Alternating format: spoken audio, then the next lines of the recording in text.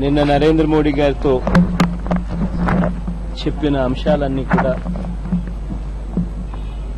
అరుణ్ జైట్లీ గారికి కూడా ఇంచుమించుగా అవే అంశాలతో కూడిన లెటర్ అరుణ్ జైట్లీ గారికి కూడా ఇవ్వడం జరిగింది. ఆ అంశాల మీదనే రాష్ట్రానికి మంచి చేయవలసిందిగా కోరడం జరిగింది. ఆయన కూడా సానుకూలంగా విన్నారు. మంచి జరుగుతుందని ఆశిస్తుంది. నిధుల దుర్వినియోగం జరుగుతుందనే విషయాన్ని చెప్పారు సార్. ప్రాజెక్టుల విషయంలో కానీ ఆర్బిట్రరీ నిర్ణయాలు తీసుకున్నారు. పోలవరం ప్రాజెక్టు గురించి ఈయనకు కూడా చెప్పారు. పట్టిసీమలో ఏ రకంగా టెండర్లు 21.9% ఎక్సెస్ చేయడం, ఏ రకంగా టెండర్లు వేసిన తర్వాత దాన్ని బోనస్లుగా మార్చడం, టెండర్లు పిలవక ముందు బోనస్ అనే క్లాస్ లేదు, టెండర్లు కోట్ చేసిన తర్వాత బోనస్ అనే క్లాస్ పెట్టి ఏకంగా 16.9% బోనస్గా డిక్లేర్ చేయడం, అవన్నీ కూడా చెప్పడం జరిగింది. 7E 7F అనే ఏ రకంగా మాకు ఎఫెక్ట్ అవుతాయి, చంద్రబాబు నాయుడు గారు చేసే పనుల వల్ల భయమేస్తా ఉంది అని కూడా, పోలవరం ప్రాజెక్టు కోల్డ్ స్టోరేజ్లో పడిపోతుందేమో అని ఆందోళనగా ఉందని కూడా చెప్పడం జరిగింది. ఇవన్నీ కూడా మోరల్లెస్ మోడీ గారికి చెప్పిన విషయాలన్నీ కూడా ఇలా కూడా చెప్పారు.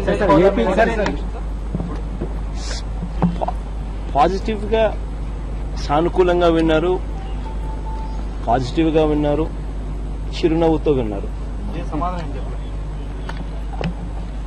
బాగా విన్నారు కాబట్టి సానుకూలంగా ఉంటుందని ఆశించాలి. గోదావరి రెండు జిల్లాల ప్రజలు కూడా పట్టిసీమ వద్దనే చెప్తున్నారు. వాళ్ళని కూడగట్టే ప్రయత్నం చేస్తారు. పట్టిసీమకు సంబంధించి మేము మా స్టాండ్ మొట్టమొదటి నుంచి కూడా చాలా క్లియర్ గా ఉన్నాం. జరుగుతూ ఉన్నది చాలా అన్యాయము. పోలవరం ప్రాజెక్టు వర్క్ స్టార్ట్ అవుతూనే, పనులు స్టార్ట్ అవుతూనే 7E ప్రకారం 35 TMC నీళ్లు వెళ్ళిపోతాయి. ఇప్పుడు పట్టిసీమ పనులు మొదలుపెట్టిన వెంటనే 7F వల్ల మరో 35 TMCలు వెళ్ళిపోతాయేమో అని భయం మాలో చాలా ఎక్కువగా ఉంది. ప్రాజెక్టు పనులు పెట్టిన వెంటనే 70 TMCలు నీళ్లు మాకు దూరం అవుతాయేమో కృష్ణా ఆయకట్లో, కృష్ణా నుంచి వచ్చే నీళ్ళు అనే భయం, ఆందోళన చాలా ఉంది. కాబట్టి ఖచ్చితంగా దీనికి సంబంధించినంత వరకు వీలైన కాడికి ఎటువంటి స్టోరేజ్ కెపాసిటీ లేకుండా కేవలం టెండర్లలో డబ్బులు సంపాదించుకోవాలనే ఒకే ఒక కోరికతో ఈ మాదిరిగా రాష్ట్రాన్ని పనంగా పెట్టడం తప్పు అన్నది మేము క్లియర్ గా కూడా చెప్తా ఉన్నాం. కాబట్టి ఖచ్చితంగా ప్రతి ఫోరంలో కూడా దీన్ని వ్యతిరేకిస్తాం. సార్ ఏపీ నుంచి తెలంగాణకు వచ్చే వెహికల్స్ మీద పన్ను విధిస్తున్నారు. తెలంగాణ రేపు 7వ తారీఖు నుంచి దీని మీద మీ అభిప్రాయం అంటే ఉమ్మడి క్యాపిటల్ కాబట్టి 10 సంవత్సరాలు ఉంటుంది కాబట్టి బేసికలీ పక్క రాష్ట్రాలు కర్ణాటకను, తమిళనాడు చేయనప్పుడు ఒకే భాష మాట్లాడే మనం చేయడం అన్నది కరెక్ట్ కాదు అన్నది నేను మొట్టమొదటి రోజు నుంచి కూడా చెప్తా ఉన్నమాట. ఒకే భాష మాట్లాడుతున్నాం. ఇప్పుడు రాష్ట్రాలు విడిపోయినా కూడా ఒకే భాష మాట్లాడతాం. మనుషులమంతా కలిసే ఉంటాం. మనం కలిసికట్టుగా ఇంకా పెరగాలని ఆలోచన చేయాలి తప్ప మన దగ్గర నుంచే అటు రాష్ట్రం ఇటు రాష్ట్రం అటు కూడా ఇటువంటి నిర్ణయాలు తీసుకోకపోవడం correct.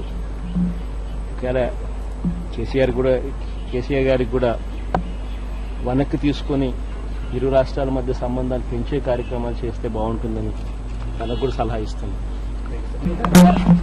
We have our state meets and we did yesterday whatever we spoke to the Prime Minister.